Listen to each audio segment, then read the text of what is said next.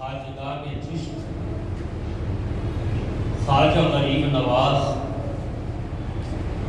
حضرت سیدنا سید معین الدین حسن چشتی سنجری رضی اللہ تعالی عنہ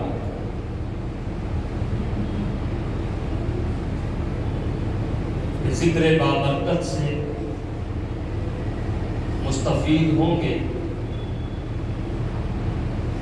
یوں تو ماہ رجب المرجب اپنے دامن میں بے شمار خوبیاں لے کر جلوہ فکر ہوتا ہے۔ 3 رجب المرجب حضرت خواجہ اویس قرنی خیر التابعین رضی اللہ تعالیٰ عنہ کا یوم وصال، 6 رجب المرجب سلطان الہند خواجہ غریب نواز رضی اللہ تعالیٰ عنہ کا یوم وصال، پھر 12 رجب ام رسول اللہ حضرت سیدنا ابو الفضل عباس بن عبد المطلب رضی اللہ تعالیٰ عنہ کا یوم وصال، پھر 13 رجب حضرت سیدنا مولائے کائنات علی المرتضیٰ کرم اللہ وجہہ کا یوم ولادت، پھر 22 رجب کو اہل سنت کے گھروں میں سیدنا امام جعفر صادق رضی اللہ تعالیٰ عنہ کی نیاز کا اہتمام ہوتا ہے۔ پھر 26 رجب جب آتی ہے، 27ویں شب حضور پاک صلی اللہ علیہ وآلہ وسلم کے سفر معراج کے بابرکت تصور کے ساتھ ہم شب معراج مناتے ہیں۔ حضرات گرامی، اللہ تعالیٰ نے حضرت آدم علیہ السلام کو زمین پر اتارا، پھر نسل آدم کا سلسلہ چلا، گھر بنے، خاندان بنے، قبیلے بنے، آبادیاں بنی۔ جہاں اللہ تعالیٰ نے اولاد آدم کی ضرورتوں کے اعتبار سے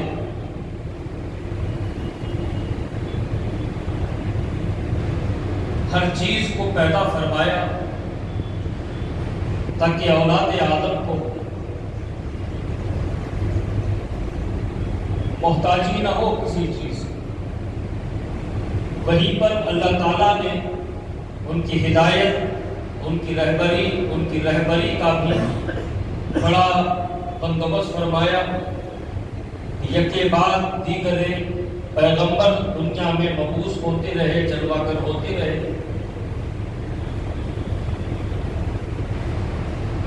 ایک طرف اولاد آدم کی جسمانی ضروریات بھی پوری ہو رہی تھی، وہیں روحانی جو ضرورت ہے اللہ تعالیٰ وہ بھی پورے فرما رہا تھا۔ یہاں تک کہ سب سے آخر میں آپ کے ہمارے آقا و مولا جناب احمد مصطفیٰ محمد مصطفیٰ صلی اللہ علیہ وآلہ وسلم کی جلوہ گری ہوئی۔ اب حضور پاک صلی اللہ علیہ وآلہ وسلم کے بعد کوئی نبی آنے والا نہیں، کوئی رسول آنے والا نہیں۔ اب دیکھنا یہ ہے کہ نبیوں اور رسولوں کا جو سلسلہ چلا، اس کی ضرورت کیوں پڑی؟ انسانوں کی ہدایت کے لیے، انسانوں کی رہنمائی کے لیے، انسانوں کی رہبری کے لیے، ان کو خدا سے جوڑے رکھنے کے لیے، بندگی کی تعلیم دینے کے لیے۔ اب جب حضور پاک صلی اللہ علیہ وآلہ وسلم کی جلوہ گری ہو گئی، اب کوئی نبی کوئی رسول نہیں آئے گا، کیونکہ حضور پاک صلی اللہ علیہ وآلہ وسلم خاتم النبیین بن کر دنیا میں جلوہ گر ہوئے۔ اب سوچنے اور سمجھنے کی بات ہے کہ انسان دن بدن پیدا بھی ہو رہے ہیں، قیامت تک یہ نسل آدم کا سلسلہ چلے گا، پھر اب ان کی ہدایت، ان کی رہنمائی، ان کی رہبری کا فریضہ کون انجام دے گا؟ حضرات گرامی، سلسلہ نبوت و رسالت تو حضور پر ختم ہوا، اللہ تعالیٰ نے وہیں سے سلسلہ ولایت کا اجرا فرمایا۔ اب جو بھی ولی ہوں گے وہ حضور پاک صلی اللہ علیہ وآلہ وسلم کے فیضان کو لے کر، حضور پاک صلی اللہ علیہ وآلہ وسلم کے دربار سے نوازے جا کر انسانوں کی ہدایت، انسانوں کی رہبری اور انسانوں کی رہنمائی کا فریضہ انجام دیں۔ اور حضرات گرامی، ساری دنیا میں آج اسلام کا بول بالا ہے، یہ یقیناً فیض نبوت ہے جو ولیوں کی شکل و صورت میں ساری دنیا میں تبلیغ اسلام کا، دین اسلام کی تبلیغ کا کام انجام پاتا رہا۔ کہ دنیا کا کوئی گوشہ ایسا نہیں جہاں اسلام کی نورانی کرنیں پہنچی نہ ہو، اور انہی خطہ ہائے زمین میں سے ایک خطہ بر صغیر یعنی ہند و پاک کی سرزمین ہے۔ یہ بر صغیر کا علاقہ اولیاء اکرام کے لیے، صوفیاء اکرام کے لیے، علماء اکرام کے لیے، تاجرین کے لیے، بادشاہوں کے لیے ہر زمانے میں دلچسپی کا باعث رہا، لیکن یہ وہ سرزمین ہے جہاں کفر و شرک کا بول بالا تھا، توحید کے پرستار اس روئے زمین پر نہیں تھے۔ یقیناً بہترین زمانوں میں سے ایک زمانہ صحابہ اکرام کا زمانہ ہے۔ اس زمانے میں یقیناً صحابہ اکرام، پھر ان کے بعد تابعین اکرام میں سے لوگ اس سرزمین کی طرف آتے رہے، لیکن دوسرے علاقے ان کے فیض سے محروم رہے۔ عزیزان گرامی، یہ سلسلہ ولایت ہے کہ اللہ تعالیٰ نے حضور پاک صلی اللہ علیہ وآلہ وسلم کے فیضان کو عام کرنے اور تبلیغ دین متین کے لیے اپنے منتخب بندوں کو اپنی ولایت سے مالا مال فرمایا، اور بر صغیر کی طرف آنے والے صوفیاء اکرام میں، بر صغیر کی طرف آنے والے اولیاء اکرام میں ایک نمایاں نام سلطان الہند، عطائے رسول، نائب رسول اللہ فی الہند، خواجہ چشت، خواجہ غریب نواز، حضرت سیدنا سید معین الدین حسن چشتی سنجری رضی اللہ تعالیٰ عنہ کی کا نام نامی اس میں گرامی ہے۔ آپ سرکار سیدنا امام حسین رضی اللہ تعالیٰ عنہ کے پوتے حضرت سیدنا سید غیاث الدین حسن رضی اللہ تعالیٰ عنہ کے فرزند ہیں، تو سیدنا امام حسن رضی اللہ تعالیٰ عنہ کی پوتی حضرت سیدہ ام الورا بی بی مہنور رحمت اللہ علیہا کے صاحبزادے۔ سجستان میں آپ کی ولادت ہوئی، نشو و نما آپ کی خراسان میں ہوئی، 15 سال کی عمر شریف تھی کہ والد گرامی کا سایہ سر سے اڑ گیا۔ ایک باپ اور ایک پنچکی آپ کے ترکے میں آئی۔ والدہ نے فرمایا کہ معین الدین اس کی نگرانی کرو۔ آپ باغ کی دیکھ بھال کر رہے ہیں، باغ کی دیکھ بھال کا کام آپ نے شروع کیا، لیکن اللہ تعالیٰ کو تو اپنے محبوب صلی اللہ علیہ وآلہ وسلم کے گلستان کی دیکھ بھال کا کام آپ سے لینا تھا۔ ایک دن اس وقت کے مصوب کامل حضرت ابراہیم قندوزی رحمۃ اللہ علیہ باغ میں تشریف لائے۔ حضرت خواجہ معین الدین حسن چشتی زنجری رضی اللہ تعالیٰ عنہ نے دیکھا مصوب ہیں۔ آپ نے ان کا استقبال کیا باغ میں اور ایک درخت کے سائے میں بٹھایا اور ان سے ان کی ضروریات دریافت فرمائی۔ حضرت ابراہیم قندوزی مصوب کامل نے فرمایا مجھے کسی چیز کی ضرورت نہیں ہے، لیکن میں ایک چیز تم کو دینے آیا ہوں۔ اپنے بستے میں سے ایک سوکھی روٹی کا ٹکڑا آپ نے نکالا اور اس کو چبایا اور بچا ہوا ٹکڑا حضرت خواجہ غریب نواز کو دیا۔ حضرت خواجہ غریب نواز نے ادب سے اس کو لیا اور اللہ کا نام لے کر آپ نے اس لقمے کو منہ میں رکھا۔ اس لقمے کی نورانیت کا یہ عالم تھا کہ جیسے ہی وہ لقمہ حلق سے نیچے اترا، حضرت خواجہ غریب نواز کے دل کی کیفیت بدل گئی۔ پھر حضرت ابراہیم قندوزی وہاں سے رخصت ہوئے۔ حضرت خواجہ غریب نواز، آپ کا نام تو معین الدین ہے، لیکن غریب نواز سے آپ معروف و مشہور ہیں، اور آپ کا یہ لقب اتنا معروف ہے کہ دنیا کے کسی بھی گوشے میں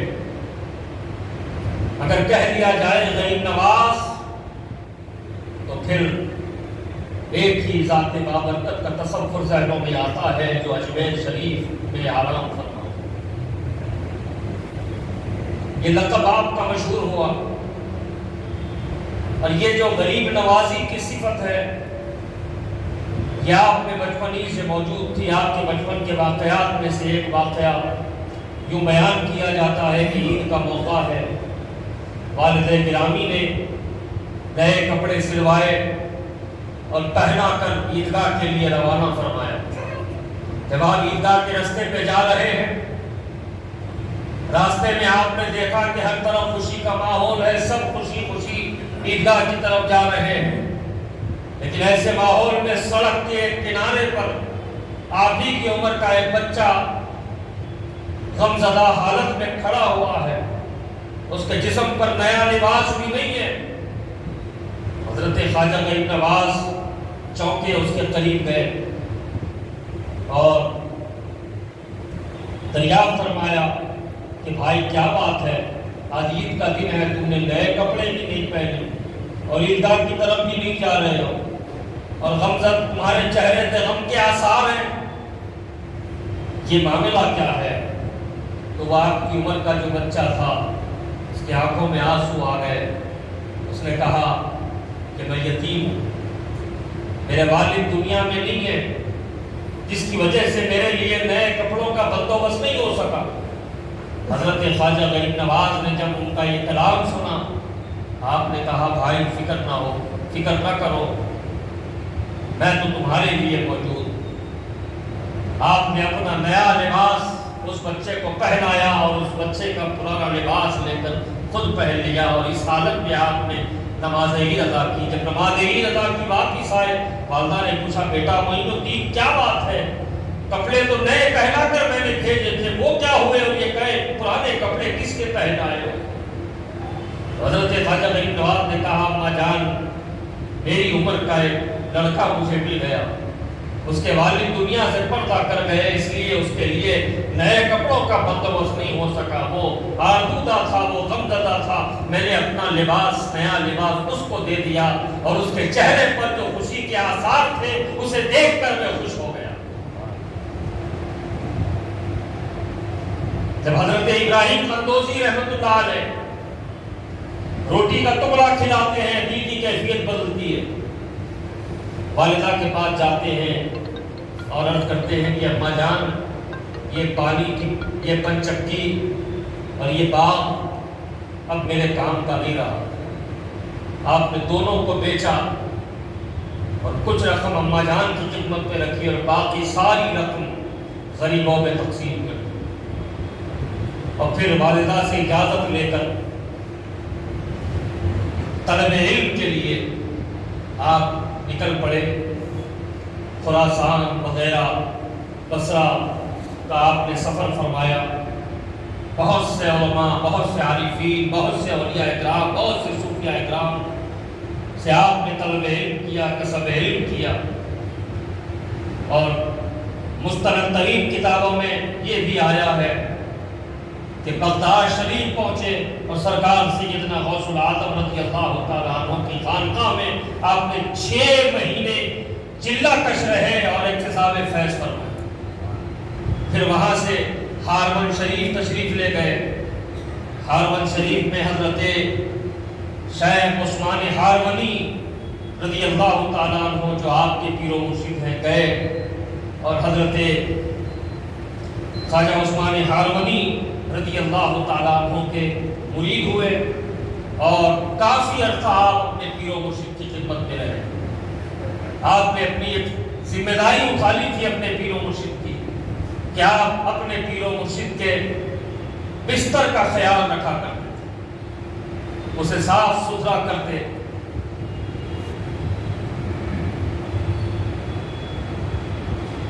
صاف ستھرا کرتے، اس کی نگرانی آپ کرتے۔ کئی برس آپ اس خدمت میں مصروف رہے۔ اس دوران میں حضرت خواجہ عثمان ہارونی رضی اللہ تعالیٰ عنہ کی خصوصی توجہات کے آپ مرکز رہے۔ پھر ایک وقت آیا حضرت خواجہ عثمان ہارونی رضی اللہ تعالیٰ عنہ نے آپ سے فرمایا کہ معین الدین چلو حج کے لیے چلتے۔ جب حج کے سفر حج کر کے پہنچے، حج ہوا، حج کے بعد کعبۃ اللہ شریف کے سامنے شیخ محترم نے حضرت خواجہ غریب نواز کا ہاتھ پکڑ کر پہنچے اور کہا بیٹھ جاؤ۔ آپ بیٹھ گئے۔ پھر حضرت خواجہ شیخ عثمان ہارونی رضی اللہ تعالیٰ عنہ اللہ تعالیٰ کی بارگاہ میں جذبہ دعا ہوئے کہ یا الہ العالمین، تیرے فضل سے، تیرے کرم سے میں نے معین الدین کی تربیت کی ہے، اور آج تیری بارگاہ میں، تیرے دربار میں نے اس کو پیش کیا۔ آواز آئی، اے عثمان ہارونی، ہم نے معین الدین کو قبول کیا۔ حضرت خواجہ عثمان ہارونی رضی اللہ تعالیٰ عنہ نے حضرت خواجہ غریب نواز سے فرمایا معین الدین فوراً سجدہ کرو اور سجدہ شکر بجا لو کہ اللہ تعالیٰ نے تمہیں قبول فرمایا۔ پھر حضور پاک صلی اللہ علیہ وآلہ وسلم کی روضہ مبارک پر حاضری کے لیے روانہ ہوئے۔ جب مواد شریف کے سامنے پہنچے، حضرت خواجہ شیخ عثمان ہارونی رضی اللہ تعالیٰ عنہ نے فرمایا معین الدین بیٹھ جاؤ۔ آپ بیٹھ گئے۔ پھر حضرت خواجہ شیخ عثمان ہارونی نے حضور پاک صلی اللہ علیہ وسلم کی خدمت عالی میں سلام عرض کیا۔ پھر حضرت خواجہ غریب نواز سے فرمایا معین الدین حضور کی خدمت میں سلام پیش کرو۔ حضرت خواجہ غریب نواز نے عرض کیا السلام علیکم یا رسول اللہ۔ روضہ مبارک سے آواز آئی وعلیکم السلام یا معین الدین۔ جیسے ہی یہ آواز آئی، حضرت خواجہ عثمان ہارونی نے فرمایا معین الدین درود شریف کی تلاوت شروع کر دی۔ حضرت خواجہ غریب نواز درود شریف پڑھتے گئے یہاں تک کہ ایک کیفیت آپ پر طاری ہو گئی۔ آپ نے دیکھا کہ حضور پاک صلی اللہ علیہ وسلم کے دربار عالی میں وہ خود حاضر ہے، اور حضور پاک صلی اللہ علیہ وآلہ وسلم فرما رہے ہیں کہ معین الدین ہم نے تمہیں قبول کیا اور تمہیں ہندوستان کا سلطان بنا دیا۔ حضرت خواجہ غریب نواز دربار نبوی سے واپس ہوئے، اپنے شیخ کی خدمت میں عرض کیا کہ میں نے جاگتی آنکھوں سے یہ سارا منظر دیکھا ہے۔ حضرت خواجہ عثمان ہارونی نے مبارکباد پیش فرمائی، اور حضرت خواجہ غریب نواز نے عرض کیا حضور، ہند کا سلطان تو حضور نے مجھے بنا دیا تاکہ میں وہاں دین کا کام کروں، لیکن یہ ہندوستان ہوتا کہاں ہے حضرت خواجہ عثمانی ہارونی نے ہاتھ پکڑا اور وہیں سے سارے ہندوستان کا نقشہ آپ کو بتا دیا. دلی بتا دیا، لاہور بتایا، دلی بتایا، پھر اجمیر بتا دیا. فرمایا یہاں تم کو جانا ہے. حضرت خواجہ عثمان ہارونی پھر وہاں سے نکلے تو حضرت خواجہ غریب نواز نے آپ سے اجازت طلب کی اور اپنے شیخ، اپنے مرشد کی دعائیں ساتھ لے کر سفر پر روانہ ہوئے. مختلف علاقوں کا، مختلف ممالک کا سفر کرتے کرتے کرتے لاہور پہنچے اور لاہور میں حضرت دادا داتا گنج بخش علی ہجویری رضی اللہ تعالیٰ عنہ کے مدار پر آپ چلہ کش ہوئے. پھر وہاں سے دہلی کا سفر فرمایا، پھر دہلی سے اجمیر کا سفر فرمایا. عزیزان گرامی، سرکار غریب نواز کا یہ جو سفر تھا کہ اپنے شیخ، اپنے مرشد سے دعائیں لے کے چل رہے ہیں اور مختلف علاقوں کا، مختلف ممالک کا سفر کرتے کرتے کرتے اجمیر تک پہنچے. مورخ یہ لکھنے پر مجبور ہو گئے کہ حضرت خواجہ غریب نواز رضی اللہ تعالیٰ عنہ کا یہ ایسا عالی شان سفر تھا کہ اس پورے سفر میں 90 لاکھ کے قریب کفار و مشرکین داخل اسلام. یہ سرکار غریب نواز کا فیضان تھا جو بارگاہ نبوت سے آپ لے کر چلے ہیں اور سفر کرتے کرتے اجمیر پہنچتے ہیں. اجمیر پہنچے، حالات بہت برے ہیں، کفر و شرک کا غلغلہ ہے. ہندو راجا ہے جو اپنے ظلم میں، اپنے کفر میں، اپنے شرک میں بہت مشہور و معروف ہے. حضرت خواجہ غریب نواز اجمیر کی دھرتی پر پہنچتے ہیں اور آپ نے اپنے کشف و کرامات کے بھی مظاہرے کیے، لوگوں کے سامنے اپنے اخلاق کریمانہ پیش کیے اور لوگوں کے سامنے دین اسلام پیش کیا، دین اسلام کی خوبیوں کو پیش کیا. نتیجتاً لوگ داخل اسلام ہوتے گئے. آج بر صغیر میں اسلام کی جو، ایمان کی جو حرارت ہے اور اسلام کا جو غلغلہ ہے، یہ سرکار غریب نواز رضی اللہ تعالیٰ عنہ کے ورود مطعود کی برکتیں ہیں. عزیزان گرامی، بہت سے اولیاء کرام آئے ہیں لیکن ان کے آنے میں، حضرت سرکار خواجہ غریب نواز کے آنے میں فرق یہ ہے کہ سب کی طرح آپ بھی آئے ہیں، لیکن آپ کے آنے کا یہ معاملہ تھا کہ آپ کا آنا صرف آنا نہیں تھا بلکہ اس سرزمین پر ایک انقلاب کا آنا تھا. ایک روشن ہندوستان کی سنگ بنیاد آپ کی آمد سے رکھی گئی کہ یہاں بھائی چارے کا ماحول ہوا، یہاں اسلام کا بول بالا ہوا، اسلامی پرچم لہرایا اور سینکڑوں برس ہندوستان میں مسلمان بادشاہوں کی حکومت رہی اور امن و سلامتی کا درس سرکار غریب نواز کی چوکھٹ سے ملا. عزیزان محترم، آج سرکار غریب نواز رضی اللہ تعالیٰ عنہ اجمیر میں آرام فرما ہے. ایک انگریز مورخ اس بات کو لکھنے پر مجبور ہوا جب وہ ہندوستان آیا اور اس کی حاضری اجمیر ہوئی اور جب اس نے ہندوستان کے سفر کے حالات لکھے تو اس کا انداز یہ تھا کہ جس ملک میں جاتا وہاں کی خوبی کو وہ لکھتا چلا جاتا، وہاں کی خصوصیت کو وہ لکھتا چلا جاتا. جب ہندوستان کے حالات اس نے لکھے، ہندوستان کے سفر کے حالات جب اس نے قلم بند کیے تو اس نے لکھا کہ سارے ممالک میں نے یہ دیکھا، لیکن ہندوستان میں نے یہ دیکھا کہ ہندوستان پر تو ایک قبر حکومت کر رہی ہے اور وہ قبر خواجہ غریب نواز کی ہے. عزیزان گرامی، ایسے بے شمار مورخین ہیں جن کا اسلام سے کوئی تعلق نہیں ہے، وہ بھی سرکار غریب نواز کی مدح ذرائی میں مصروف ہیں. اور آج آپ کے آستانہ عالیہ پر ہندو، مسلم، سکھ، عیسائی مذہب کا، فرقے کا کوئی قید نہیں ہے. اور حیرت کی بات یہ ہے کہ وہ دیوبندی حضرات، وہ وہابی حضرات جو ایک عرصے سے غریب نواز کی اور دیگر اولیاء کرام کی توہین جن کا کام تھا، اولیاء کرام کے مزارات پر جانے کو شرک اور بدعت کہا کرتے تھے، آج غریب نواز کی یہ حکومت ہے کہ وہ دیوبندی حضرات بھی اپنے سروں پر پھولوں کی کشتی رکھے ہوئے غریب نواز کے آستانے پر حاضر ہو رہے ہیں. جو اخبار پڑھتے ہیں وہ دیکھ رہے ہیں، جو نیوز دیکھ رہے ہیں وہ دیکھ رہے ہیں، وہ بھی مجبور ہیں گھٹنے ٹیکنے کے لیے. عزیزان گرامی، اسی لیے تو لارڈ ماؤنٹ بیٹن نے کہا تھا، عیسائی تھا، ان کا طریقہ یہ کہ کسی کی تعظیم کرنا ہوتا تو اپنے سر سے ٹوپی کو اتار دیتے. مسلمانوں میں اور عیسائیوں میں یہی فرق ہے کہ ہمارے سروں پہ ٹوپی رکھنا اس بات کی علامت ہے کہ جگہ کی عظمت کا لحاظ ہمارے دلوں میں ہے. اور ان کے پاس ٹوپی اتارنا کسی کی تعظیم کرنے کا انداز ہے۔ جب وہ لارڈ حاضر ہوا غریب نواز کے آستانے پر تو نظام دروازے کے پاس پہنچا تو اس نے کہا، دل میں یہ خیال کیا کہ یہ مسلمانوں کے بہت بڑے گرو ہیں اور یہاں ہر کوئی ان کی تعظیم کرتا ہے، لیکن میں تعظیم نہیں کروں گا، میں تعظیم نہیں کروں گا۔ یہ سوچتے یہ دل میں اس کے خیال نہ آیا اور آگے بڑھنے لگا۔ جب سیڑھیوں پہ چڑھنے لگا تو نظام دروازے کی اونچائی کو وہ دیکھنے کے لیے اپنے سر کو اٹھایا، اتنا سر کو اٹھایا کہ ٹوپی سر سے گرنے لگی۔ جب وہ گرنے لگی تو جھٹکے سے فطری طور پہ وہ اپنے سر کو آگے کیا، جیسے آگے کیا ٹوپی سامنے کی طرف گر گئی۔ اس نے ٹوپی کو اٹھانے کے لیے جھکا، جھکتے جھکتے اپنی وہ عقل اس کو یاد آ گئی کہ میں نے کہا تھا کہ میں ان کی تعظیم کے لیے اپنی ٹوپی نہیں اتاروں گا، لیکن ٹوپی تو یہاں اتر گئی۔ اس نے ٹوپی اتارتے اتارتے ایک جملہ کہا، اس نے کہا، واہ خواجہ، اپنی عظمت کے انکار کرنے والوں کی بھی اپنی تعظیم کرا لیتے ہو۔ یہ سرکار غریب نواز کا فیضان ہے جو جاری و ساری ہے۔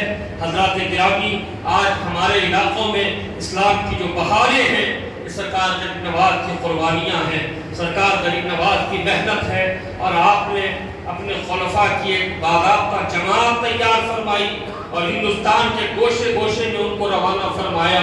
ان کے خلفاء نے بھی اس کام کو انجام دیا کہ ہندوستان میں کفر و شرک کمزور پڑ گیا، توحید کا بول بالا ہوا، اسلام کا پرچم لہرانے لگا۔